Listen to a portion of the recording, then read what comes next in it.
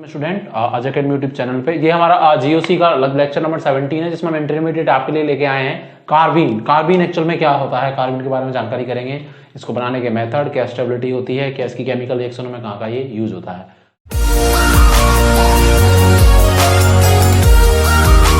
सबसे पहले कार्बीन एक इंटरमीडिएट है, क्या याद रखें, जो भी मैंने बोर्ड पे आपको लिखने के लिए लिख दिया है। कार्बीन में जब कार्बन परमाणु, कार्बीन में क्या आ रहा है, कार्बन आ रहा है, जब कार्बन दो संयोजी होता है, मतलब डाइवेलेंट होता है, जब दो सिग्मा बॉन्ड आ रहा है उस पर एक लोन पेयर होता है, तो वो जो स्ट्रक्चर होती है वो क्या कहलाती है, कार्बन कहलाती है। जब कार्बन पर दो सिग्मा बॉन्ड उपस्थित होते हैं, कोई भी ग्रुप जुड़ा सकता है सिग्मा बॉन्डों से, और एक इलेक्ट्रॉन युग्म या एक लोन पेयर मतलब दो इलेक्ट्रॉन होते हैं, वो क्या कहलाती है, स्ट्रक्चर कार्बीन कहलाती है। ठीक है, मैंने लिख भी रखा है कि टोटल इसके पास कितने इलेक्ट्रॉन होते हैं। जैसे कार्बीन है, हम क्या बोल रहे हैं, दो इसके पास दो कैसे बॉन्ड होंगे, सिग्मा, और इसके पास एक क्या होगा, लोन पेयर होगा, वो कार्बन कहलाएगी। इसके पास टोटल कितने इलेक्ट्रॉन होंगे, 6 इलेक्ट्रॉन होंगे। इट मीन से किसका काम करेगा, इलेक्ट्रोफाइल का या न्यूक्लियोफाइल का, इलेक्ट्रोफाइल का, क्योंकि हर कोई क्या चाहता है मेरे बैलेंस शेल में कितने इलेक्ट्रॉन हो जाएं, 8 हो जाएं। तो इलेक्ट्रॉनिसिटी लेना चाहेगा या देना चाहेगा, लेना चाहेगा। इसीलिए इसके पास पहले तो कितने इलेक्ट्रॉन होते हैं, 6 इलेक्ट्रॉन होते हैं। 4 तो क्या होते हैं, बॉन्डिंग, और 2 क्या होते हैं, नॉन बॉन्डिंग। बॉन्डिंग का मतलब इसने 2 सिग्मा बॉन्ड बना रखे, तो एक सिग्मा बॉन्ड में 2 इलेक्ट्रॉन और दूसरे सिग्मा बॉन्ड में 2 इलेक्ट्रॉन, तो कितने हो गए, 4। और 2 ऐसे हैं जो कार्बन के 2s कक्षक में हैं, जो कि भाग नहीं ले रहे, इसलिए उनको क्या बोला, नॉन बॉन्डिंग, हम क्या बोलते हैं उनको, लोन पेयर बोला जाता है। ठीक है, ये किसकी भांति व्यवहार करता है, इलेक्ट्रोफाइल की भांति, क्योंकि इसके पास कितने इलेक्ट्रॉन है, 6 इलेक्ट्रॉन। ये क्या चाहेगा, मैं इलेक्ट्रॉनिसिटी लूं या दूं, क्योंकि हर कोई चाहता है मेरे आउटर सेल में कितने इलेक्ट्रॉन हो जाए, 8 हो जाए। ठीक है, carbon is conjugate base of carbocation. ये कह रहा है कि कार्बन जो होती है वो कार्बोकैटायन का कॉन्जुगेट बेस होती है। कार्बोकैटायन मतलब जैसे CH3+ है, ठीक है, CH3+ में से अगर मैं एक हाइड्रोजन को रिप्लेस कर दूं तो कितने हाइड्रोजन रह जाएंगे, 2, और हाइड्रोजन H+ ग्रुप निकलेगा तो कार्बन पे कैसा चार्ज आ जाएगा, नेगेटिव चार्ज का मतलब कितने इलेक्ट्रॉन, 2, क्योंकि हाइड्रोजन निकला होगा, 2 इलेक्ट्रॉन ले लिए होंगे इसने, H+ ग्रुप निकला होगा, और ये पॉजिटिव एनर्जी क्या हो जाएगा, खत्म हो जाएगा, मतलब उदासीन हो जाएगा। ये नेगेटिव और पॉजिटिव, इसको कैसे लिख सकता हूं मैं, कार्बन पर 2 हाइड्रोजन और क्या, एक लोन पेयर, और यही स्ट्रक्चर क्या कहलाती है, कार्बीन कहलाती है। इसीलिए हम क्या बोल रहे हैं कि जो कार्बीन है वो कार्बोकैटायन का क्या है, कॉन्जुगेट बेस है। कॉन्जुगेट बेस वो होते हैं, कॉन्जुगेट एसिड बेस होते हैं जिनमें एक हाइड्रोजन में अंतर होता है। ठीक है, ब्रोंस्टेड-लॉडी सिद्धांत हम लोगों ने पढ़ा हुआ है, या हम इनऑर्गेनिक में बात करेंगे तब पढ़ेंगे।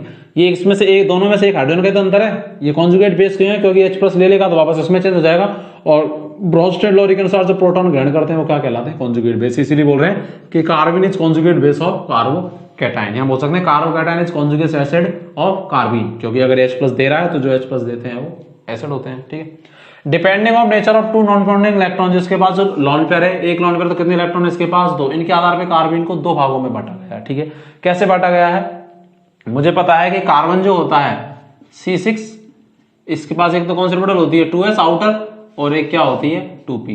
s में कितने कक्षक होते हैं, एक ऑर्बिटल, और p में कितनी ऑर्बिटल होती है, 3 होती है। इसके पास 2 इलेक्ट्रॉन तो s में और एक p में है और एक p में है, जिसके साथ इन्हें सिग्मा बॉन्ड बना रखा है, किसी भी के साथ, x के साथ, y के साथ, किसी के साथ भी बना रखा है। और एक इसके पास क्या है, लोन पेयर, जिनको हम क्या बोल रहे हैं, नॉन बॉन्डिंग इलेक्ट्रॉन, जो कि कितने हैं, 2 है। ये इस आधार पे 2 प्रकार की होती है, नॉन बॉन्डिंग इलेक्ट्रॉन के आधार पे। अगर ये दोनों इलेक्ट्रॉन एक ही कक्षक में है तो वो क्या कहलाती है, सिंगलेट कार्बन, और अगर इस इलेक्ट्रॉन को मैं एक्साइट करके यहां भेज दूं तो वो क्या कहलाती है, ट्रिपलेट कार्बन कहलाती है। ये सिंगलेट और ट्रिपलेट मल्टीप्लिसिटी को शो करते हैं। ये क्या होता है, सिंगलेट नाम से पता चल रहा है, ऐसी ध्वनि आ रही है कि सब सिंगलेट का मतलब एक है कोई चीज, ठीक है, ट्रिपलेट का मतलब कितनी है, 3 है। ये सिंगलेट, डबलेट, ट्रिपलेट हम नाम देते हैं, ये मल्टीप्लिसिटी के आधार पर देते हैं। मल्टीप्लिसिटी क्या होती है, बहुगुणता। बहुगुणता निकालने का एक सूत्र होता है 2s+1, किसी की भी बहुगुणता निकालने का।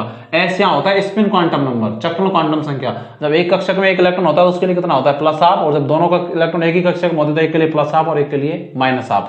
अगर मैं सिंगलेट कार्बन की बात करूं तो दोनों इलेक्ट्रॉन एक ही कक्षक में थे S में, तो एक के लिए S की वैल्यू क्या होगी, चक्रण क्वांटम संख्या की +12, और दूसरे के लिए क्या होगी, -12। एक ही कक्षक में अपोजिट डायरेक्शन में होते हैं। ठीक है, इसका मतलब S की टोटल वैल्यू कितनी हो जाएगी, 0। तो जब आप 2s+1 में 0 रखेंगे तो कितना आएगा, इसका मल्टीप्लिसिटी 1 आएगा, इसीलिए इसको क्या बोल रहे हैं, सिंगलेट कार्बन। ट्रिपलेट कार्बन कौन है, जिसमें एक इलेक्ट्रॉन एक्साइड होकर कहां चला गया, 2p में चला गया। इसका मतलब इसके पास क्या हुआ, आप बता सकते हैं कि कोई ऐसा इलेक्ट्रॉन रहा क्या जो एक ही कक्षक में है, नहीं है ना। इसका मतलब अलग अलग, मतलब एक ही कक्षक में दोनों नहीं है, तो चक्रण क्वांटम संख्या का मान कितना हो जाएगा, अलग अलग कक्षक में होंगे तो इसके लिए भी क्या +12 और इसके लिए भी क्या +12, क्योंकि इन्हीं इलेक्ट्रॉनों की तो बात कर रहे हैं जो 2s में है, दोनों के लिए +12 हो जाएगा, क्योंकि अलग अलग कक्षक में होने के लिए सबके लिए क्या होता है +12। तो s का मान कितना आएगा, 1।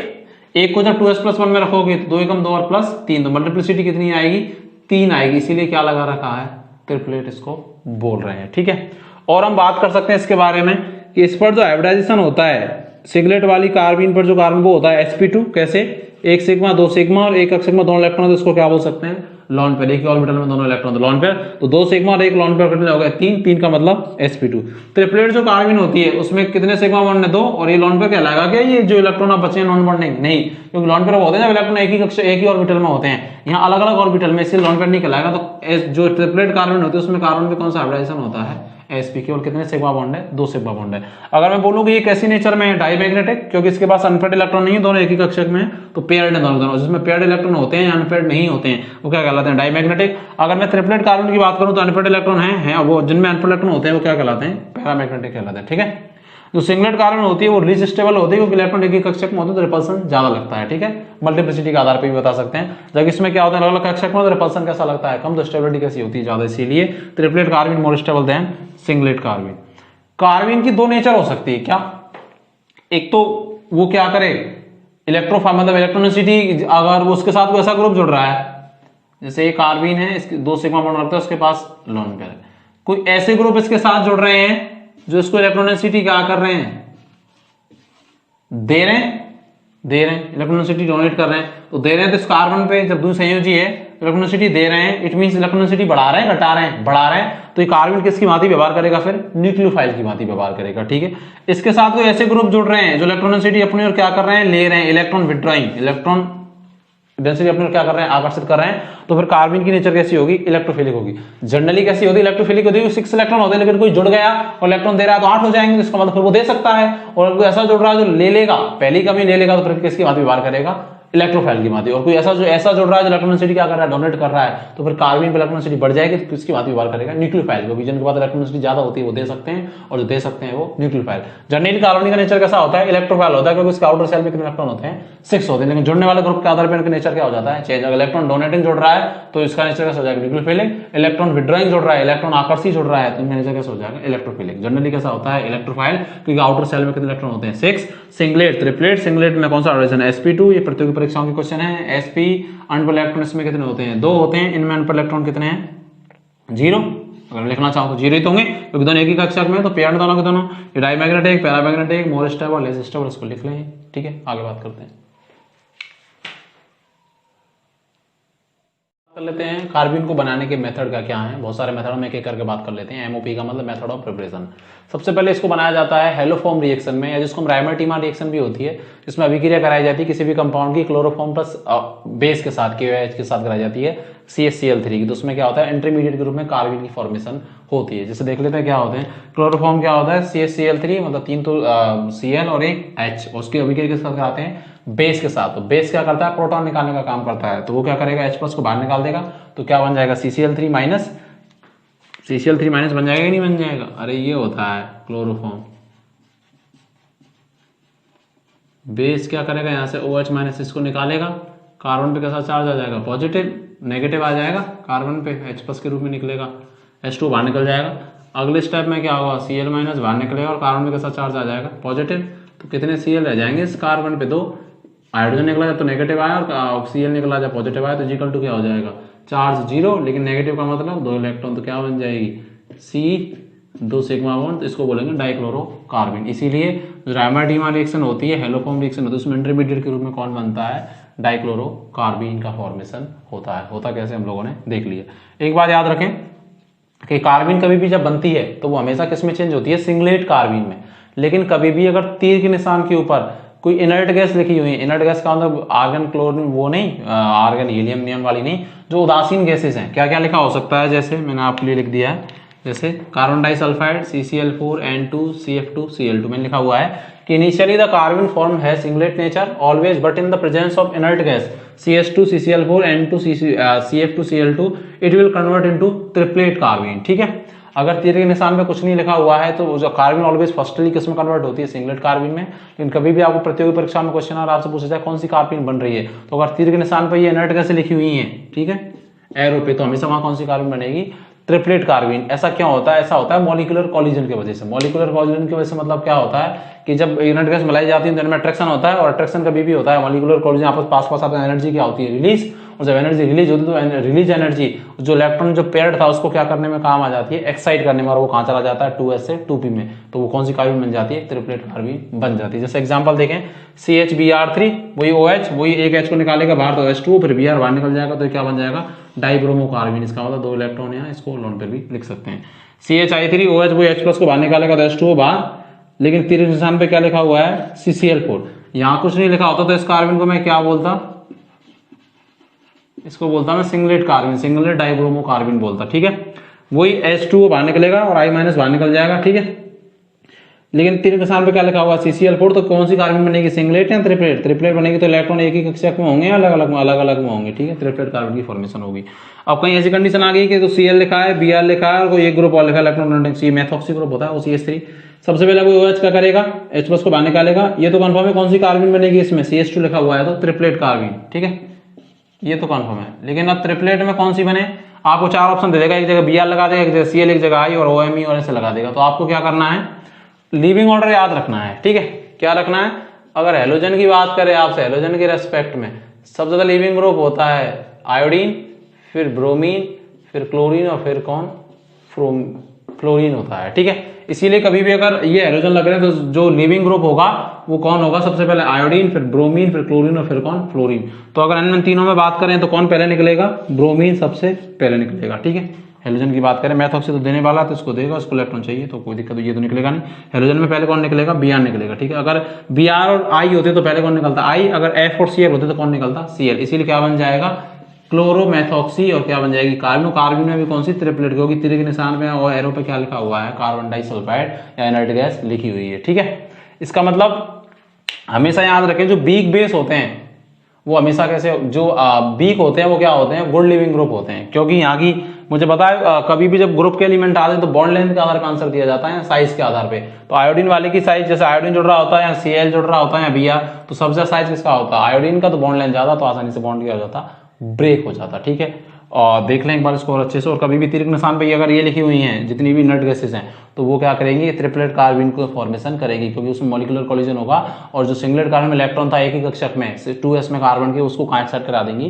ट्रिपलेट में। तो कौन सी कार्बन की फॉर्मेशन हो जाएगी? ट्रिपलेट की। आगे बात करते हैं और फॉर्मेशन की कैसे कैसे बनती है कार्बन।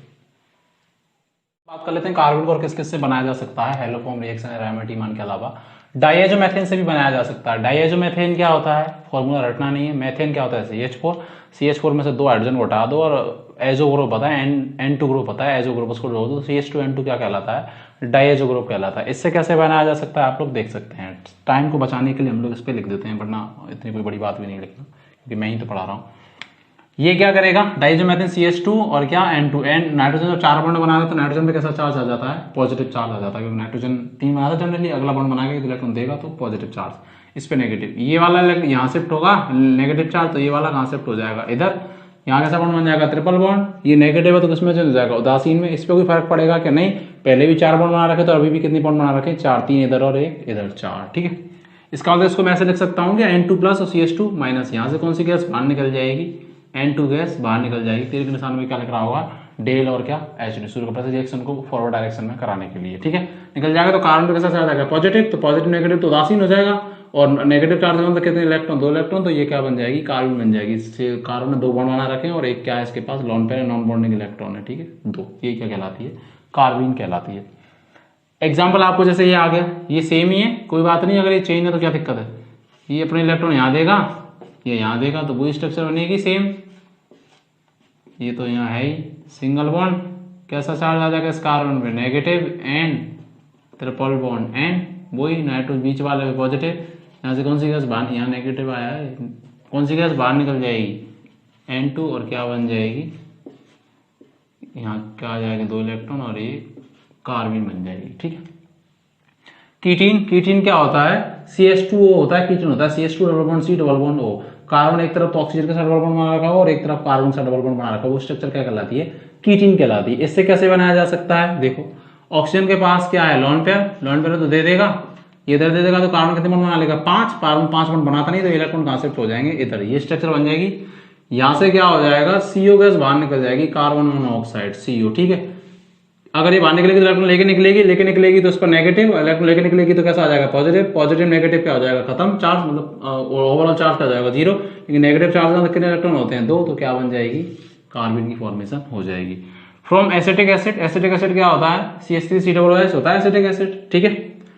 ये क्या करता है, इसके द्वारा भी कार्बन बनाई जा सकती है, कैसे, यहाँ कोई एसिड लिखा होता है, जैसे PPA का मतलब लिखा रहेगा आपके पास, जनरली लिखा रहता है इसलिए बोला मैंने।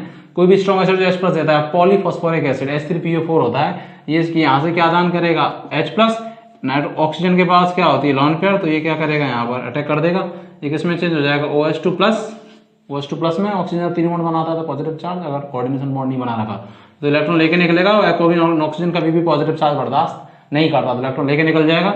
ये हाइड्रोजन क्या करेगा, अपने इलेक्ट्रॉन इधर दे देगा, तो एक तो क्या बाहर हो जाएगा H2 और हाइड्रोजन किस रूप में बाहर हो जाएगी, H+ के रूप में, जो हमने फॉस्फोरिक एसिड से ली थी एज ए कैटालिस्ट के रूप में, तो बाहर हो गई। ये बन जाएगी CH2 क्या बन गई है, कीटीन, और कीटीन से क्या बनाई जा सकती है, कार्बन बनाई सकती है, क्योंकि कौन सी गैस बाहर निकल जाती है, CO, ये वाला स्ट्रक्चर जस्ट लाइक सेम, ठीक है, ये ketene. From dihaloalkane, dihaloalkane का मतलब कार्बन पर कितने हेलो जुड़े, हाइड्रोजन ग्रुप जुड़े होंगे, 2, तो 2 क्या जुड़ेंगे, हाइड्रोजन, को कार्बन कितने बॉन्ड बनाता है, 4। बेस लिया हुआ है, वही बेस का काम क्या होता है, H+ को या प्रोटॉन को क्या करना है, H2 बाहर निकाल देगा, कैसा चार्ज, क्योंकि पॉजिटिव ग्रुप निकलेगा ना हाइड्रोजन, तो नेगेटिव चार्ज, ये, ठीक है। यहाँ से X का मतलब कोई भी हाइड्रोजन हो सकती है, Cl, Br कोई भी, X बाहर निकल जाएगा X- के रूप में, और क्या बन जाएगी, कार्बन बन जाएगी, क्योंकि X- के रूप में बाहर निकलेगा तो कार्बन पे कैसा चार्ज आएगा, पॉजिटिव, तो एक तो हाइड्रोजन रह जाएगा X, और एक क्या रह जाएगा, हाइड्रोजन। और नेगेटिव चार्ज का मतलब कितने इलेक्ट्रॉन, तो नेगेटिव चार्ज थोड़ा ना जा रहा है, वो तो जब ये हाइड्रोजन निकली तो उस पॉजिटिव की वजह से ओवरऑल जो कंपाउंड पे जो चार्ज है वो क्या हो रहा है, उदासीन, लेकिन नेगेटिव चार्ज में 2 इलेक्ट्रॉन है, तो ये स्ट्रक्चर क्या कहलाती है, कार्बन, हेलो कार्बन, क्योंकि एक हाइड्रोजन है, 2 होते तो डाई हेलो कार्बन, 2 Cl होते तो dichloro carbon. From trichloro acetic acid, trichloro acetic acid का मतलब, एसिटिक एसिड क्या होता है, CH3COOH, अगर CH3 में से एक हाइड्रोजन हटा दें तो मोनोक्लोरो, अगर एक और हाइड्रोजन हटाते हैं 2 Cl लगा दें तो डाइक्लोरो, जैसे CH3COOH में से CH3 में से तीनों हाइड्रोजन हटाते हैं तो ट्राइक्लोरो, उसकी जगह हेलोजन लगाते हैं, ट्राइक्लोरो या try hello acetic acid. Base क्या करता है, OH, यहाँ से किसको बाहर निकालेगा, H+ को, ऑक्सीजन वाले को, मोर एसिडिक यही है, इसको बाहर, इसको एसिड बेस रिएक्शन भी बोलेंगे, तो कैसा चार्ज आ जाएगा, नेगेटिव। ये क्या करेगा, हमने इलेक्ट्रॉन इधर देगा तो ये इलेक्ट्रॉन इधर शिफ्ट हो जाएंगे, यहाँ से कौन सी गैस बाहर निकल जाएगी, CO2, और ये ओवरऑल CO2, कार्बन पे कैसा चार्ज, नेगेटिव, हेलोजन क्या हो जाएगा, बाहर हो जाएगा, हेलोजन बाहर होगा, 2 हेलोजन बच जाएंगे, तो क्या बन जाएगी, डाई हेलो कार्बन, या अगर जैसे Cl होता तो डाइक्लोरो कार्बन, X क्या हो जाएगा, यहाँ पर बाहर हो जाएगा, ठीक है। इस तरीके से हमने इस लेक्चर में बात कर ली है, क्या कार्बन क्या होती है, इसको बनाने की विधियां क्या हैं। अगले लेक्चर में हम बात करेंगे कार्बन की केमिकल मेथड, मतलब कहाँ किन किन रिएक्शन में बनाया जाता है और कैसे एग्जाम में क्वेश्चन आते हैं, सारे एग्जाम्पल हम करेंगे। वीडियो को पूरा देखें और जितने भी लेक्चर हुए उनको अच्छे से तरीके से देखा करो, क्योंकि ऐसा नहीं है कि हमने अब 20 में से पढ़ रहे हैं तो कैसे समझ में आएगा, ठीक है। और वीडियो अच्छा लगे तो लाइक करें, सब्सक्राइब करें। थैंक्स अ लॉट, जय हिंद।